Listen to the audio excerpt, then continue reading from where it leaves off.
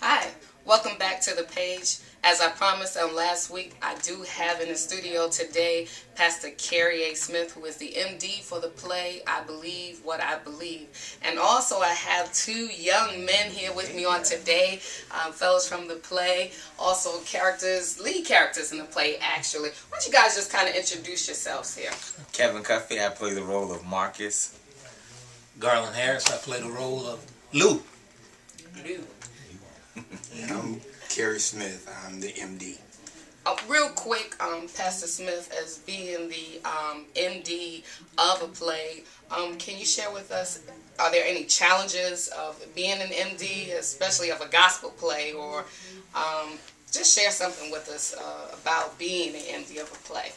Well, the most challenge is trying to get what the person who's writing, trying to get their sense of what they're trying to put out and trying to get into their spirit, because it's really their vision, and then you have to kind of take it and make it your vision and then present that vision back to whoever it is that is writing the play, and trusting and believing that was the vision of the song that they were looking for. And so that's the only difficult part, and then because they kind of pretty much know what they want and what they want to be said, and you pretty much take that and you create a melody and a songline with it, and that's pretty much it. So it can be challenging, and I guess the greatest challenge is just trying to find out what is the vision that the writer is looking for. So do you think that there are a lot of talent, or there is a lot of talent in the Hampton Roads area that are unsung at this time? Without a doubt. Okay. Without a doubt. I don't know what it is, but whatever it is in this particular area, you find a lot of talent that is not supported, and it causes a lot of the talent in this area to leave this area, to go to other areas that do support their talent. But I believe that Virginia has just as much talent as Atlanta, Memphis, California. I believe that, and I could very well leave, but I don't want to. Virginia is my home, and I'm going to do everything that I can to support the talent that Virginia has. And so I believe, and if I leave, then who else are we going to have? So a shout out for Virginia. So, gentlemen, y'all tell me, what is it like being in a gospel play? It is hilarious. These people are some fools. So it has been a wonderful experience for me. I'm so excited to be here. I'm ready for April to come so we can show y'all what we have been working so hard for and the ministry that is going to go forth. So I'm really excited. Yeah. I'm really excited too. This is the second time I've been in a play in a long time. You know, I want to just get out there and have a lot of fun. Put on my little character, do my thing, enjoy Lou, because Lou is a really funny guy. Tell us about Lou. I know you said enjoy Lou. Yeah, talk about Lou. Lou is an old senile man that really think he's Michael Jackson. He's still having flashbacks of his youth, and he thinks he really has it going on. And he keeps hearing it in his ear. And he carries it in his ear, man. When y'all see this, y'all are gonna die laughing. I'm just excited that the people asked me to be in the play, because I am going to cut the monkey. Believe it. What about your character? I play the role of Marcus, and Marcus is the lead character, Justine's husband. And Marcus has cheated on his wife, and now he's trying to find himself back into right relationship with her. He has 2 stepchildren and then 2 other children by her, so he's just really trying to get back in the right place. He's gotten himself together, he's trusting in the Lord, but he still has a little bit of parts about him that he needs to tweak out and work out and know that he's still saved. So, but he's definitely trying to get back into in the right place with his wife, so that's what he's working hard on in this play. And I also think that one major thing that I like about the play personally is that out of all the plays that I've seen, this is one play that really does have a strong focus on the man trying to do the right thing. So this will also be a shout out for all the men who trying to make it right I was just getting ready to say, since I just got all of you guys here now, can you speak a little bit about relationships as far as cheating and the forgiveness, the ministry side of it? Can someone? Well, I think here, especially when it comes to Marcus, it's just showing that men don't get it right every time. And there's bound to be times where we'll make mistakes or we'll do wrong, but that doesn't mean that that chapter or that door has to be closed permanently.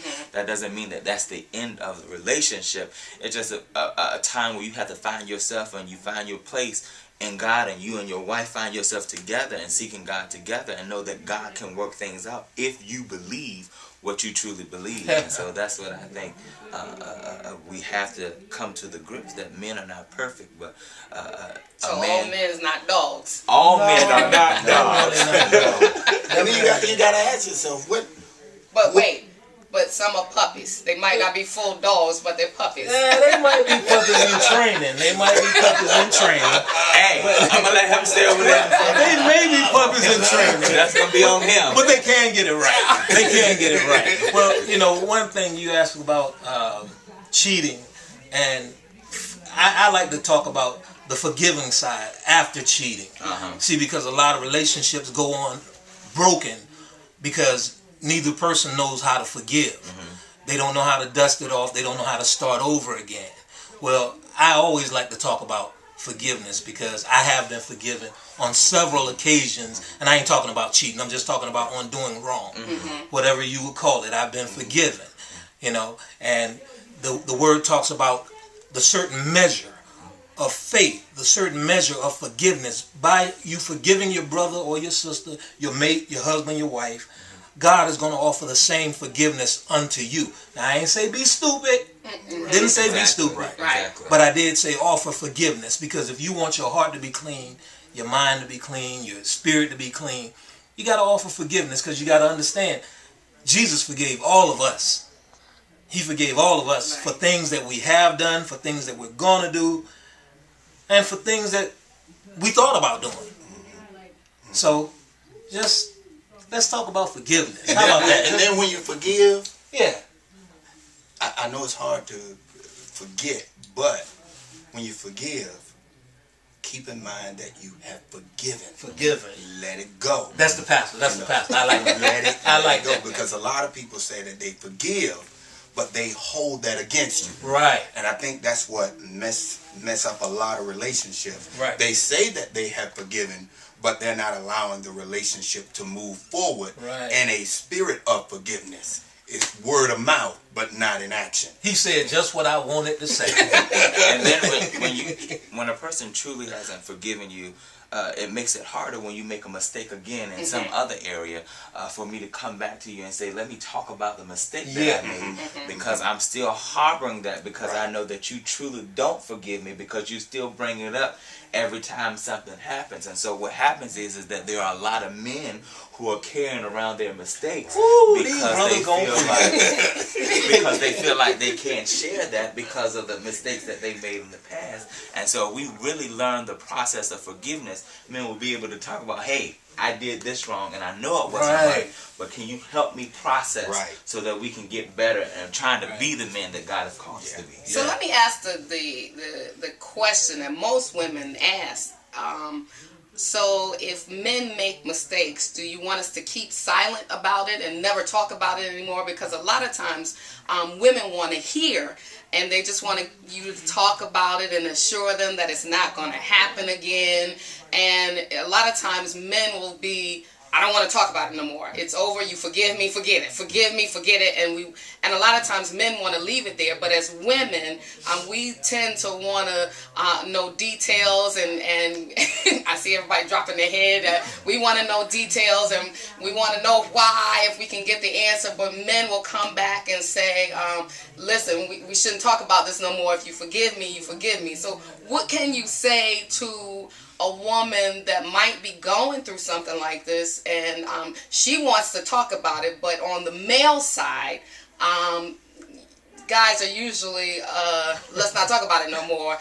You either forgive me or not, and leave it alone. So what can y'all say that can help?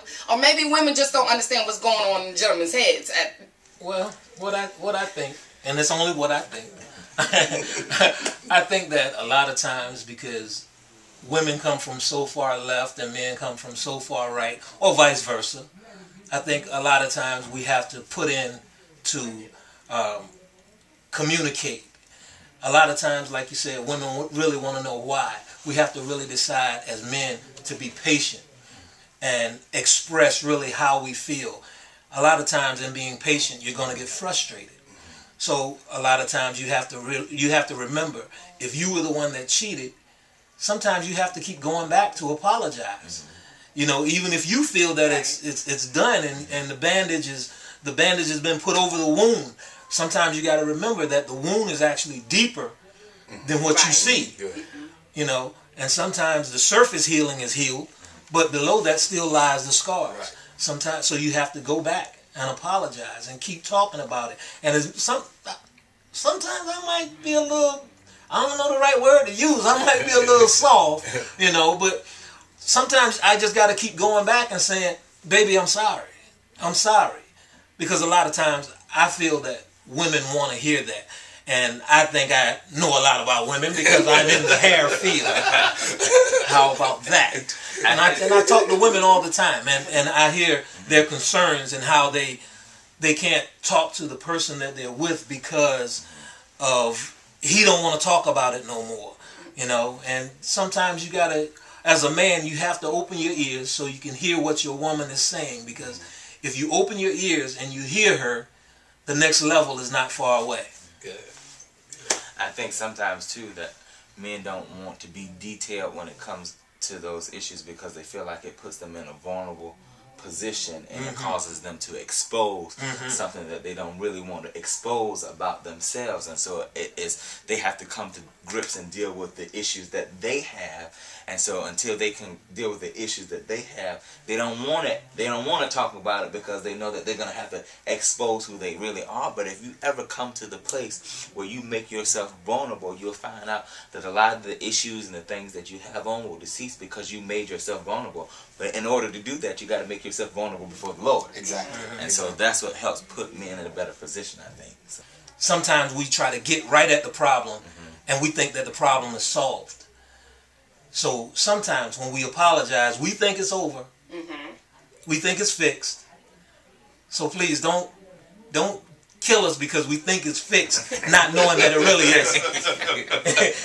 It's not. We think we've apologized and it's done and it's dead, but sometimes it's not. It's not. But we're fixers by nature. Okay. Well, great. Thank you guys so much for coming by and sharing time with me on today.